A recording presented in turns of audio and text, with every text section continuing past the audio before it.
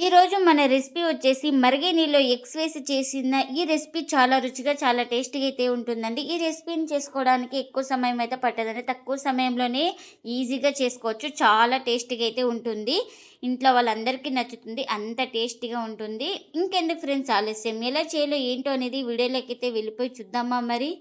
ఇంకా ఇక్కడ నేను ముందుగా ఒక 4 ఎగ్స్ అయితే తీసుకున్నాను. ఇప్పుడు ఈ ఎగ్స్ను ఇంకా ఒక బౌల్ తీసుకొని ఇంకా అందులోకి అయితే ఇలా ఎగ్స్ పగలగొట్టుకోవాలి.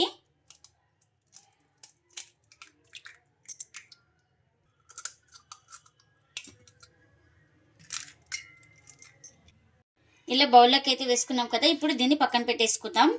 ఇంకా ముందుగా ఒక కడాయి అయితే పెట్టుకొని ఇప్పుడు ఇందులోకి ఈ కప్పుతో అయితే వాటర్ అయితే వేసుకుంటున్నాను, ఒక కప్పు. ఇప్పుడు ఇందులోకి కాస్త ఒక 1/4 టీ స్పూన్ అంత సాల్ట్ అయితే వేసుకోవాలి. ఈ వాటర్ వచ్చేసి మనకు బాగా బాయిల్ అవ్వాలి. చూడండి, ఇంకా వాటర్ అయితే మనకు బాయిల్ అవుతుంది కదా. ఇప్పుడు బాగా మరుగుతున్నాయి కదా. ఇంకా స్లిమ్లో పెట్టేసుకొని మనం ఈ ఎగ్స్ మనం కొట్టి వేసుకున్నాం కదా, ఒక బౌల్లో ఇలా వేసుకోవాలి.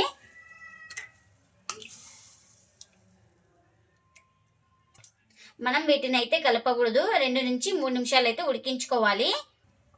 చూడండి, ఎగ్ వేసుకున్నప్పుడు ఎలా ఉందో ఇప్పుడు ఉడికిన తర్వాత ఇలా పైనకైతే తేలుతుంది కదా, అంతవరకు అయితే ఉడికించుకోవాలి. వేసుకునేటప్పుడు స్లిమ్లో పెట్టుకొని మనం వేసిన తర్వాత హై ఫ్లేమ్లో పెట్టుకుంటే 2 నుంచి 3 నిమిషాలు అయితే స్టీమ్ అవుతుందండి. మళ్ళీ లో ఫ్లేమ్లో పెట్టుకుంటే ఒక 5 నిమిషాలు అయితే టైం అయితే పడుతుంది. ఇదైతే నాకు రెడీ అయిపోయింది. ఇంకా స్టవ్ అయితే ఆఫ్ చేసుకొని దీన్ని స్ట్రైనర్లో అయితే వడిపోసుకోవాలి. ఇంకా నేను ఇక్కడ చూపిస్తున్నాను కదా, స్ట్రైనర్లోకి అయితే ఇలా వేసుకుంటున్నా. చూడండి, ఇంకా స్ట్రైనర్లో అయితే ఉడబోసుకున్నాను కదా. మనకు ఉడికిందో లేదో అని తెలుసుకోవడానికి ఇది ఈ ఎల్లో అయితే ఇలా గట్టిగా ఉండాలి. మనం నొక్కితే కూడా ఇంకా ఇలాంతా ఉండాలి. ఇప్పుడు దీన్ని పక్కన పెట్టేసుకుందాం. ఇంకా ఇప్పుడు ఒక జార్ అయితే తీసుకొని ఇందులోకి ఒక 3 పచ్చిమిర్చి అయితే వేసుకుంటున్నాను. అలాగే జీడిపప్పు పలుకులు కూడా వేసుకోవాలి. ఇంకా ఇప్పుడు ఇలా చిన్నగా కట్ చేసుకున్న ఆనియన్స్, టమోటాను కూడా వేసుకుంటున్నాను.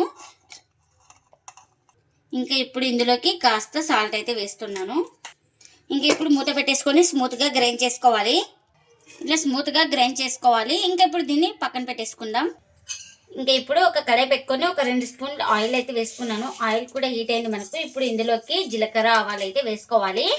ఇంకా పోపు దినుసులు వేగిన తర్వాత గ్రైండ్ చేసుకున్న ఈ పేస్ట్ని అయితే వేసుకుంటున్నా. ఇంకా మనం ఈ పేస్ట్ని అయితే పచ్చివాసన పోయే వరకు అయితే వేయించుకోవాలి. ఒక 2 నుంచి 3 నిమిషాలు అయితే టైం అయితే పడుతుంది మనకు పచ్చివాసన పోయే వరకు అయితే. ఇంకా మనకు పేస్ట్ ఉడికిందంటే ఎలా తెలుస్తుందంటే పైన అయితే ఆయిల్ అయితే తేలుతుంది అప్పుడే, పచ్చివాసన పోయిన తర్వాత. ఇప్పుడు ఇందులోకి రుచికి తగినంత కారాన్ని కూడా వేసుకుంటున్నాను. ఎందుకంటే ముందుగా మిర్చి అయితే వేసుకున్నాం కదా, కారం చూసి వేసుకోవాలి. ఇంకా సాల్ట్ కానీ ముందుగానే వేసుకున్నాం కదా, కాస్త ఇప్పుడు చూసి వేసుకోవాలి సాల్ట్ కూడా. అలాగే ధనియా పౌడర్, ఒక 1/4 టీ స్పూన్ దాకా గరం మసాలా, అలాగే వేయించుకున్న జీలకర్ర పొడి. ఈ మసాలాలన్నీ వేసి బాగా ఇలా కలుపుకొని ఒక నిమిషం పాటు పచ్చివాసన పోయే వరకు అయితే వేయించుకోవాలి.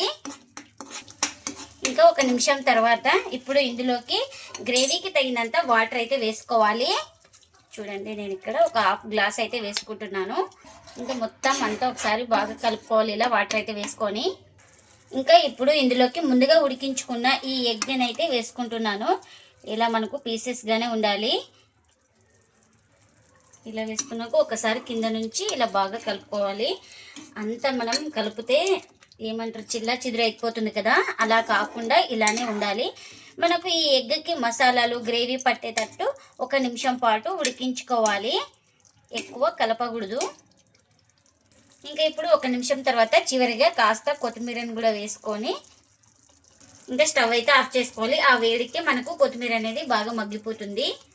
స్టీమ్ చేసుకున్న గుడ్డు కర్రీ అయితే రెడీ అయిపోయింది. మరిగే నీళ్ళలో ఎగ్ వేసి చేసిన ఈ కర్రీ చాలా రుచిగా చాలా టేస్టీగా అయితే ఉంటుందండి. ఇంకా ప్లేట్లకి అయితే సర్వ్ చేస్తున్నా. ఇంకా ఈ ఎగ్ కర్రీని అయితే ప్రతి ఒక్కరు ఇష్టంగా తింటారండి, అంత టేస్టీగా అయితే ఉంటుంది. నార్మల్ ఎగ్ కర్రీ కన్నా ఈ ఎగ్ కర్రీ ఒకసారి చేయండి, చాలా రుచిగా చాలా టేస్టీగా అయితే ఉంటుంది. ఇంకా ఈ ఎగ్ కర్రీ ఏ దాంట్లోకైనా చాలా బాగుంటుందండి. చపాతీలోకి, పుల్కాలోకి, అలాగే పరోటాలోకి, రైస్లోకి కానీ రొట్టెలోకి కానీ చాలా టేస్టీగా అయితే ఉంటుందండి ఈ కర్రీ వచ్చేసి. మీరు కూడా తప్పకుండా ఒకసారి ఇలా ట్రై చేసి మీకు ఎలా వచ్చిందో కామెంట్ అయితే చేయండి ఫ్రెండ్స్. ఇదండి ఇవాల్టి వీడియో. ఈ వీడియో కనుక నచ్చితే ప్లీజ్ లైక్ చేయండి, షేర్ చేయండి, కామెంట్ చేయండి. అలాగే లైక్ చేసి సపోర్ట్ చేయండి friends. Thanks for watching. Bye bye.